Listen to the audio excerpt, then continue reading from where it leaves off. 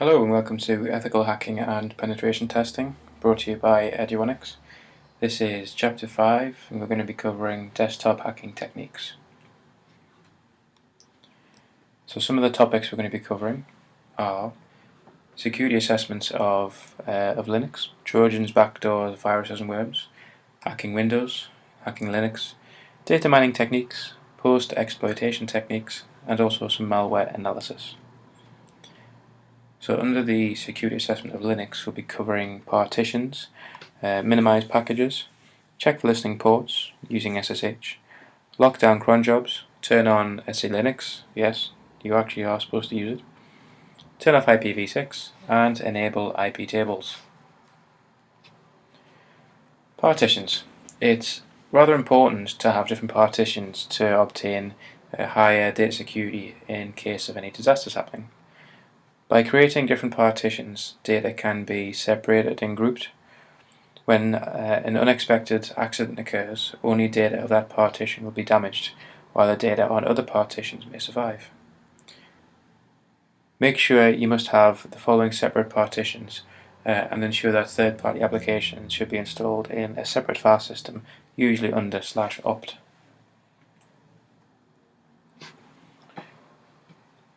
So do you really want all sorts of services installed? It's recommended to avoid installing unless packages are necessary for the system.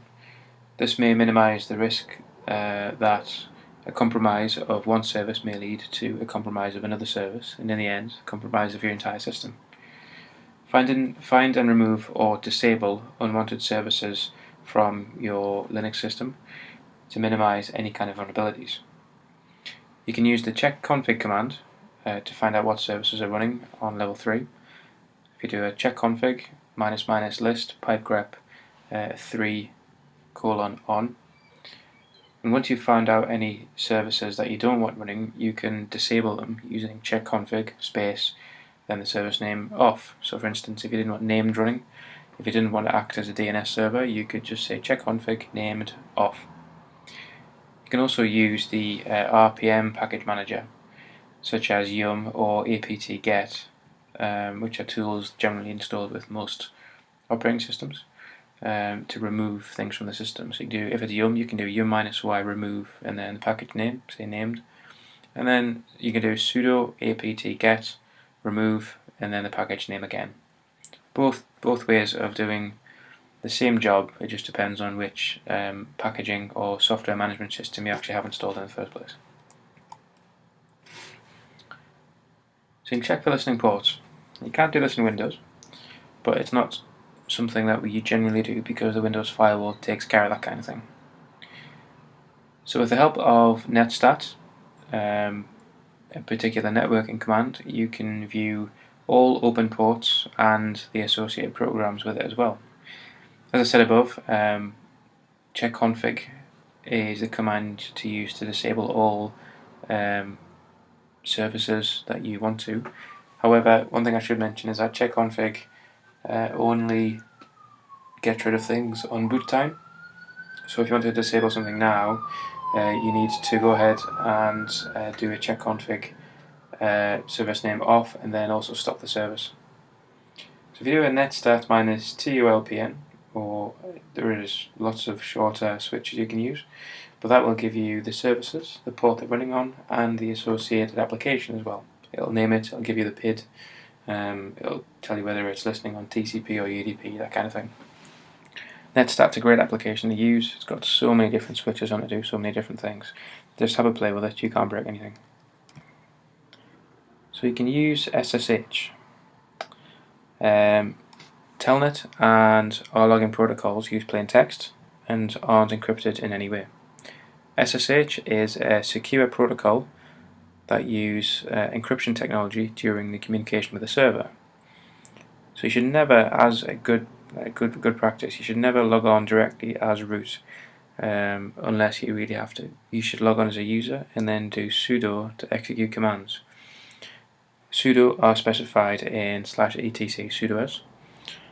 It can be edited by using sudo. You can add in any users you want. You can give them permission to run certain applications, but not all applications if you want to. It's a great little file. It's also recommended to change the default port 22. A great example of this is that I had a Linux box running at home. I left it on port 22. I wanted to be able to access it when I was at work, so I opened up port 22 on my router. I also have my router set up to send me emails of any intrusion attempts. The first day or so was quite quiet, but within kind of 12-14 hours people were trying to hit the SSH box and do a brute force on the password. Well, this wasn't even just every kind of 5 or 10 minutes, this was every 2 or 3 seconds there was an attempt. So if you were to move the port from say 22 to 2022, maybe it would be less likely you'd be getting hit so many times. You can do it by opening the main SSH config file and making some of the following parameters. Changing some of the following parameters. You can permit the root login. Basically means you allow root to log in or not. You can allow particular users to log in just by doing allow user space the username, and also to make sure it uses SSH protocol 2. There should be something in there that you can uncomment or say yes to using protocol number 2. So locking down cron jobs. Cron is what's the best way to describe it? It's a timing application that allows you to run certain things at particular times. It can be particular times of the day, or it can be particular times of the month, or it can be every 5-10 minutes, every 20 seconds. So cron has its own built-in feature where it allows you to specifically run a particular job. It's controlled by these files called cron.allow and cron.deny under ATC.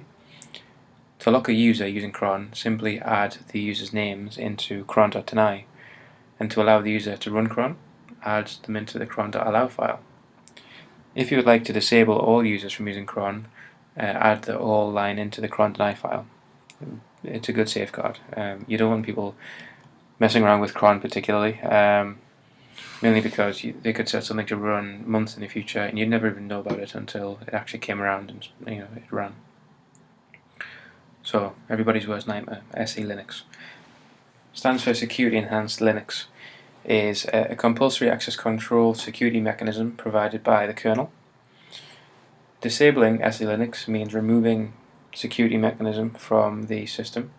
You should think twice before removing it. If your system is attached to the internet and accessible from the public internet, then you should definitely think about customizing it to work to your needs rather than just disabling it.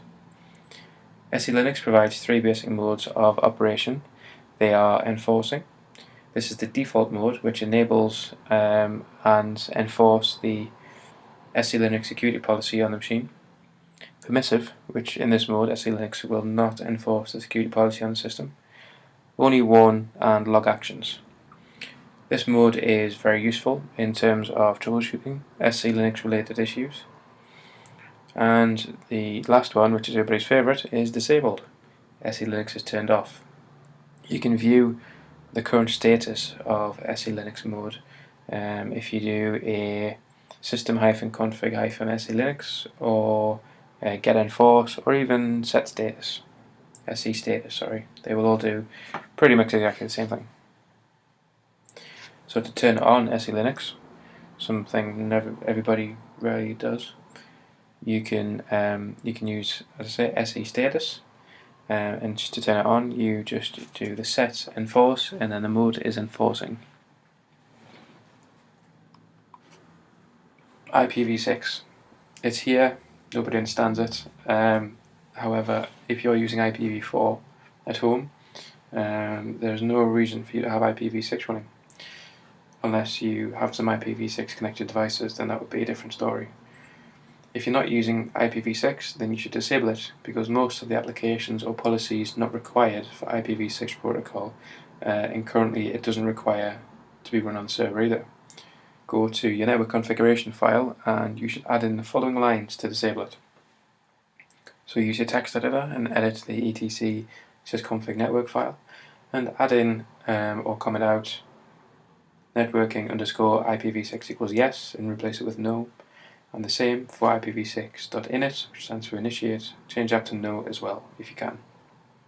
It's just an extra safeguard. Now, IP tables. It's highly recommended that you should enable the Linux firewall to secure unauthorized access from your servers. You should apply the rules in IP tables to filter incoming, outgoing, and forwarding packets. You can specify the source and destination address to allow and deny in specific UDP TCP numbers, port numbers. So saving the IP tables rule set with the service IP tables save is good if you've added commands in. It will show you the current running configuration. Whenever a system is rebooted and restarted, the IP table service and the existing rules are flushed out or reset. So you should put the rules into the etc sysconfig IP tables file and save that as well. Therefore, by default, the rules will be applied or restored in the case of IP tables being flushed.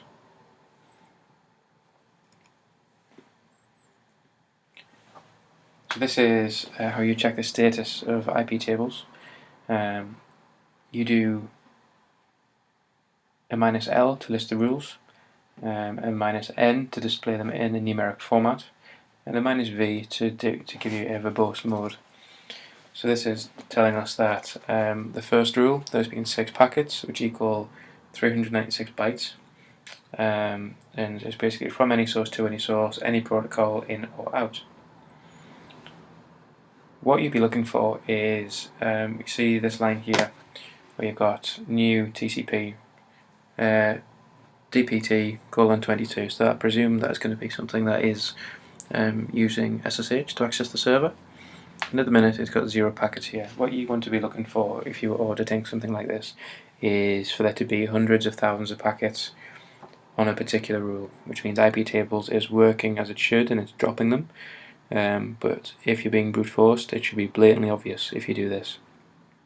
Or if you think an application is spiraled out of control, such as DNS, DHCP, that kind of thing, and you think it's spamming out lots of packets when it shouldn't do, you just have to stick an IP tables rule in just to monitor the port. It doesn't have to do anything. It can just say, yes, this data can do exactly what it wants, and it'll just count the amount of packets related to that particular port.